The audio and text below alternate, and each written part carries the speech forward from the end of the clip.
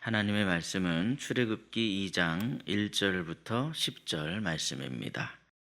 말씀을 우리 함께 읽겠습니다.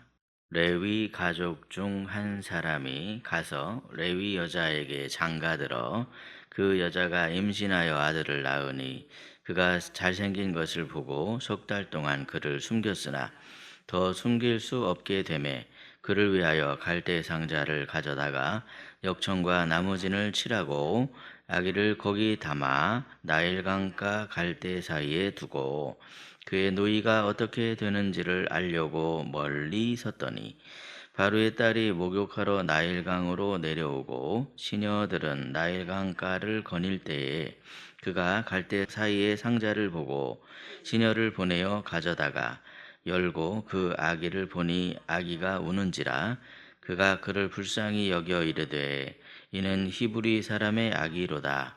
그의 누이가 바로의 딸에게 이르되 내가 가서 당신을 위하여 히브리 여인 중에서 유모를 불러다가 이 아기에게 젖을 먹이게 하리이까.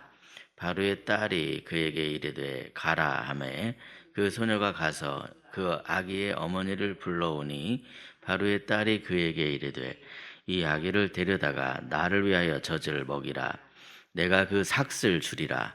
여인이 아기를 데려다가 젖을 먹이더니 그 아기가 자라매 바로의 딸에게로 데려가니 그가 그의 아들이 되니라. 그가 그의 이름을 모세라 하여 이르되 이는 내가 그를 물에서 건져내었음이라 하였더라. 아멘. 이른 새벽에 은혜를 사모하여 주의 전으로 나오신 사랑하는 여러분에게 하나님께서 예비하시고 하나님께서 부어주신 은혜가 가득하시기를 예수님의 이름으로 축복합니다. 연초부터 우리 교회는 이 수요일날 출애굽기의 말씀을 통해서 함께 은혜를 나누고 있습니다. 근데 이제 이러다 보니까 새벽 예배 때 본문과 겹치는 경우가 있죠. 그런데 저는 그렇게 된 것도 다 하나님의 뜻이 있구나 하는 그런 생각이 듭니다. 같은 본문을 좀 더 다양한 시각으로 바라볼 수 있기 때문에 그렇습니다. 때때로 우리는요, 신앙생활 가운데 어려움을 만나기도 합니다. 기도해도 상황은 그대로인 것 같고, 현실은 점점 더 어려워지는 것 같은데, 하나님께서는 가만히 침묵하시는 것 같은 그런 때가 있습니다. 그럴 때 어떤 분들은 그런 시험이 들어오기도 하죠. 하나님께서 정말 계신가 안 계신가 그런 마음이 들 때도 있습니다. 그러나 하나님께서는 오늘 본문의 말씀을 통해서 우리에게 분명하게 말씀하십니다. 우리가 느끼는 그런 침묵과는 상관이 없이 우리 눈에 보이지 않는 것 같다 할지라도 그래도 하나님께서는 한순간도 쉬지 아니하시고 지금도 일하고 계신다 하는 그런 사실입니다. 오늘 우리는 이 본문의 말씀을 통해서 역사의 주인이신 우리 하나님을 함께 묵상하실 때에 그 하나님을 더욱더 신뢰하시기로 결단하는 그러한 저와 여러분이 되시기를 간절히 소망합니다. 첫째로 하나님께서는 모세가 어떤 상황이었는가를 먼저 우리에게 말씀해 주십니다. 출애굽기 2장의 처음 부분은요, 어느 평범한 가정의 이야기를 그냥 조용히 우리에게 건네주고 있죠. 오늘 본문 1절과 2절 말씀 보시면 레위 가족 중 한 사람이 가서 레위 여자에게 장가들어 그 여자가 임신하여 아들을 낳았다. 그렇게 이야기를 합니다.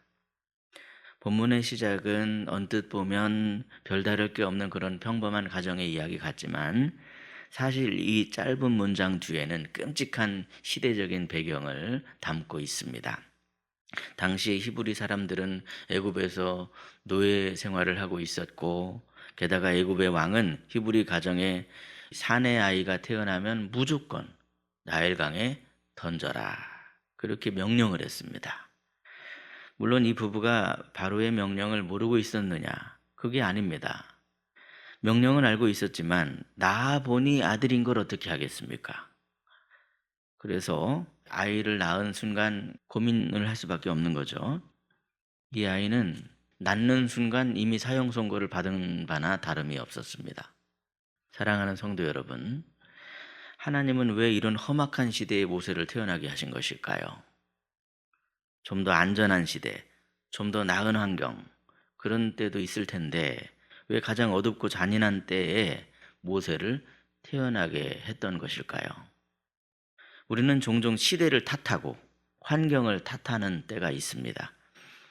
그러나 오히려 우리 하나님께서는 가장 어두운 시대에 가장 중요한 인물이 태어나게 하십니다. 하나님의 위대한 구원 역사는 오히려 이런 위기의 한복판에서 시작이 된다는 것을 우리는 깨닫게 됩니다. 2절 하반절을 보시면요, 아기의 부모는 그가 잘생긴 것을 보고 석 달 동안 숨겼다, 이렇게 지금 말씀하고 있는 것을 보게 되죠. 히브리서 11장을 가서 보시면 거기 믿음의 여러 사람들을 이렇게 말씀을 하고 있는데, 거기에 모세의 부모도 말씀을 하면서 바로의 명령을 두려워하지 않고 아기를 석 달 동안 숨긴 것이 바로 믿음의 행동이었다, 그렇게 말씀을 하고 있습니다. 물론 겉보기에는 참 이 부모의 행동이 무모해 보이고 대책이 없는 것처럼 그렇게 생각이 될 수 있습니다.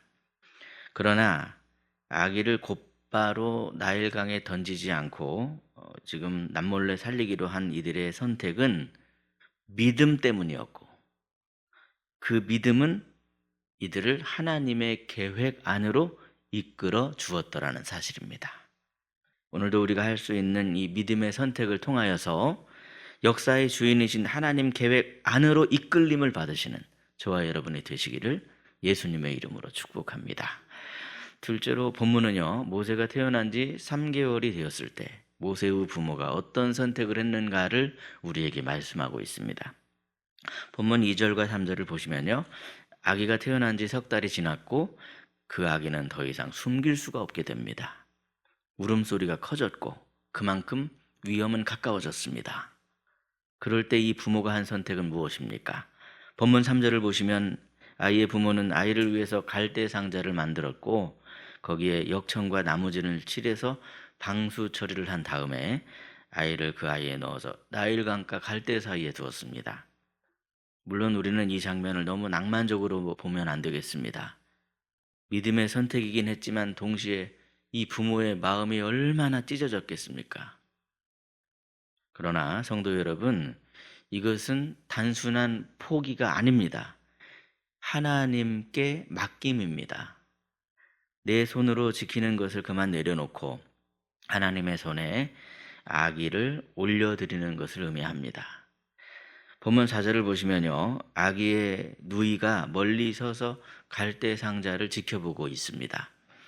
물론 누이가 이 상황에서 할 수 있는 일이 있습니까? 할 수 있는 일은 거의 없었습니다. 말 그대로 그저 바라만 볼 뿐이었습니다. 그런데 여러분, 어쩌면 우리 인생에도 이런 상황, 이런 순간이 올 수 있습니다. 모세의 부모처럼 마음으로는 더 붙잡고 싶은데 상황이 꽉 막혀서 붙잡을 수 없는 그런 때를 만날 때가 있습니다.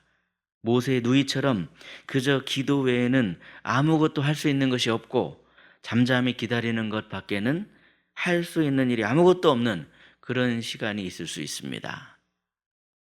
그런데 그럴 때 바로 그러한 상황에서 신앙은 무엇일까요? 다른 것이 아니라 이 순간에도 일하고 계시는 하나님을 신뢰하며 잠잠히 하나님께 맡기며 기다리는 것, 그것이 바로 신앙이더라 하는 것을 우리에게 지금 말씀하고 있습니다. 이 사실을 우리가 다시 한번 기억하며 역사의 주인이신 하나님을 신뢰하심으로 말미암아 잠잠히 주님의 때를 기다리시는 저와 여러분이 되시기를 예수님의 이름으로 축복합니다. 셋째로 하나님께서는 놀랍게도 바로의 공주를 통해서 모세를 건져주셨습니다. 오늘 본문 5절을 보시면요, 이때 우연처럼 보이는 엄청난 사건이 일어나죠. 바로의 딸이 시녀들을 데리고 나일강으로 내려왔다라는 겁니다. 생각해 보십시오, 여러분. 수많은 날 중에 하필 그날, 수많은 시간 중에 하필 바로 그 시간에, 수많은 장소 중에서 바로 그 자리에 바로의 딸이 거기를 지나갑니다. 애굽의 공주는 거기서 갈대 상자를 발견했다 그랬습니다. 아마 울었는지 아니면 이 갈대 상자를 열었을 때 성경에 울었다고 되어 있기 때문에 그때 울었는지 그것은 알지 못하지만 희한한 것은 울지 않았다고 한다면 갈대 숲을 사이에 있는 갈대 상자를 어떻게 발견했을까? 이것이 위장이 되어서 잘 발견할 수도 없었을 텐데. 공주는 시녀를 보내어 그 갈대 상자를 가져오게 하고 그것을 열어봅니다. 열어봤더니 어떻게 됐다고 말씀합니까? 아기가 웁니다. 아마 울다 지쳐 잠들어 있었는데 안 울다가 열어봤더니 소리가 나니까 울었던 것 같죠? 성경은 이 아기를 만난 공주의 반응을 아주 짧게 기록하고 있습니다. 그가 불쌍히 여겼다. 사랑하는 성도 여러분, 오늘 본문의 장면에서 역사의 주인은 과연 누구십니까? 모세의 부모입니까? 아니면 바로의 공주입니까? 그렇지 않습니다. 하나님이십니다. 히브리 남자아이를 죽이라고 명령한 바로의 집에서 히브리 아이를 살리는 생명의 손길이 뻗어옵니다. 우리 하나님께서 하시는 일이 이렇게 놀랍고 특별합니다. 우리가 상상하지도 못하는 방식으로 우리 하나님은 일하시더라는 것이죠. 게다가 하나님께서는요, 모세의 누이 미리암을 통해서 곁에서 그 갈대 상자를 지켜볼 수밖에 없었던 그 누이를 통해서 모세의 어머니가 모세를 직접 젖을 주며 모세를 어려서부터 키울 수 있도록 역사해 주셨습니다. 그것도 돈을 받아가면서 삭슬 받았다 이렇게 말씀하고 있는 거예요. 세상에 친어머니가 자기 아들에게 젖을 주는데 옆에서 막 돈을 주고 그런 일이 쉽게 일어나는 일이겠습니까? 우리 하나님께서 하시는 일이 이런 일입니다. 그렇게 모세는 역사의 주인이신 하나님의 은혜로 아무도 건드릴 수 없는 그 애굽의 왕실에서 자랄 수 있게 하셨습니다. 엄마의 젖을 먹고 엄마의 사랑을 받으면서 무럭무럭 자라게 하셨더라는 거죠. 애굽의 공주는 그 아이를 아들로 삼았고 아이의 이름을 지어주었는데 그 이름을 모세라, 물에서 건졌기 때문에. 이 모세라는 이름의 뜻이 건져낸 자라는 뜻 아니겠습니까? 그렇게 이름을 또 그렇게 지은 것 같은데 모세의 삶을 가만히 보면 하나님께서 훗날 모세를 그렇게 사용을 하십니다. 홍해바다 앞에서 이스라엘을 건져내는 그런 자기 이름 같은 지도자가 되게 해주셨다는 거예요. 이처럼 우리 하나님께서는 자기가 행하실 그 역사를 그의 이름에 그대로 남겨두십니다. 사랑하는 성도 여러분, 오늘 본문은 모세가 태어났고 숨겨졌으며 갈대상자에 놓여서 바로의 딸에게 발견된 이야기를 우리에게 들려주고 있습니다. 물론 이 모든 일은 단지 우연이 아니라 한치의 오차도 없는 하나님의 섭리임을 우리는 말씀을 통해 깨닫습니다. 사랑하는 여러분, 우리 하나님은 역사의 주인이시며 지금도 쉬지 않고 일하고 계시는 분이십니다. 물론 우리는 하나님이 일하시는 것을 다 이해하지 못할 수도 있고 설명하지 못할 수도 있습니다. 그럼에도 우리가 역사의 주인이신 하나님을 신뢰할 때 우리는 그분이 이루실 그 계획 안에 거하고자 하는 소망을 품을 수 있고 믿음으로 말미암아 하나님의 계획 안에 거할 수 있습니다. 하나님의 계획 안에 거하는 사람은 어떤 겉보기에 대단한 그런 사람이 아닙니다. 그저 마음이 가난한 사람, 하나님의 그 소망을 품는 사람, 말씀, 약속을 믿는 사람, 그런 사람이 하나님의 계획 안에 거할 수 있죠. 그러므로 여러분, 오늘도 우리 하나님이 역사의 주인이심을 믿으시고 소망하시고 신뢰하심으로 말미암아 그분의 계획 안에 거하고자 하는 그러한 여러분의 믿음의 고백이 있으시길 바랍니다. 오늘도 역사의 주인이신 하나님의 그 계획 안에 제가 거하기를 소망합니다. 그렇게 고백하실 때 흔들림 없이 하나님의 뜻과 계획 안에 거하시는 저와 여러분이 되시기를 예수님의 이름으로 축복합니다. 기도하겠습니다. 역사의 주인이신 하나님 아버지, 출애굽기의 말씀을 통해 역사의 주인이 우리 주님이심을 다시 한번 확신하게 하시니 참으로 감사합니다. 보이지 않더라도 내 머리로는 이해가 되지 않아도 지금도 쉬지 않고 일하시는 하나님 아버지를 신뢰하며 살아가게 하여 주옵소서. 어려운 현실 앞에서 두려움보다 믿음을 선택할 수 있게 하시고 붙잡고 있던 것을 내가 내려놓고 주님 손에 맡길 수 있는 그런 담대한 신앙을 우리에게 허락해 주셔서 여호와 일의 하나님의 역사를 만나는 믿음의 성도가 되게 하여 주시옵소서. 특별히 허락하신 올 한 해 동안에 우리 희락교회가 예수님의 생명으로 힘을 얻게 하셔서 사랑이 흘러넘치는 아름다운 교회가 되게 해 주시옵소서. 말씀 위에 굳게 서서 주님의 마음을 품고 실천하는 공동체가 되게 하여 주옵소서.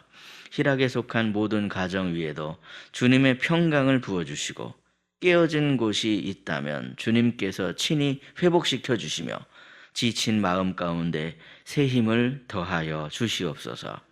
우리 자녀들의 앞길을 주님께서 친히 인도해 주셔서 지혜와 믿음으로 형통한 삶을 살아갈 수 있도록 이끌어 주시옵소서. 육신의 질고와 마음의 상처로 인해 고통 중에 있는 성도들을 기억해 주시길 원합니다.